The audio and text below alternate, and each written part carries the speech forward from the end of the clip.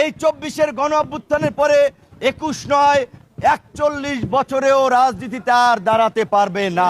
আমি বিএনপি, জামাত, গণ অধিকার, এনসিপি সকল রাজনৈতিক দলকে আহ্বান জানাবো, আওয়ামী লীগের সাধারণ নেতা কর্মী যারা রাজনীতি করতে চায় তাদেরকে আমরা সব দলে জায়গা করে দেব।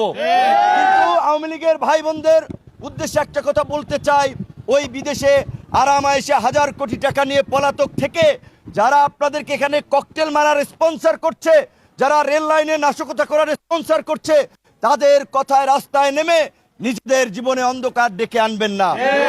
75-এর পরে যেমন আওয়ামী লীগ 21 বছর পরে ক্ষমতার মুখ দেখেছিল, এই 24-এর গণ অভ্যুত্থানের পরে 21 নয় 41 বছরেও রাজনীতিতে আর দাঁড়াতে পারবে না।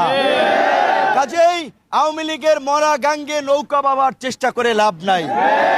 আমরা সকলকে সতর্ক করে দিচ্ছি, যেমনি ভাবে ডিএমপি কমিশনার, সিএমপি কমিশনার ওয়্যারলেসে হোক, ডাইরেক্ট হোক, ইনডাইরেক্ট হোক নির্দেশ দিয়েছে, ওই ফ্যাসিবাদী শক্তি নাশকতা করলে, ককটেল মারলে সাথে সাথে গুলি করার, আমরাও পুলিশ প্রশাসনকে অনুরোধ জানাবো, এই গণ অভ্যুত্থানের জুলাই স্মৃতিস্তম্ভে সারা দেশে এই দুষ্কৃতিকারীরা আগুন দিচ্ছে, তারা যদি এই ধরনের অগ্নি সন্ত্রাস করে অবশ্যই আপনারা তাদেরকে গুলি করবেন। এটা আমরা ফ্যাসিবাদের ঠিকানা এই বাংলায় হবে না, শেখ হাসিনার ঠিকানা এই বাংলায় হবে না।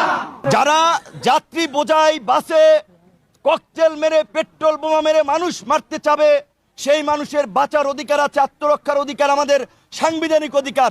নিরীহ কোনো মানুষকে কেউ যদি মিছিল মিটিং করে তাদেরকে গুলি করার জন্য প্রশাসন বলে নাই, বলছে যাদের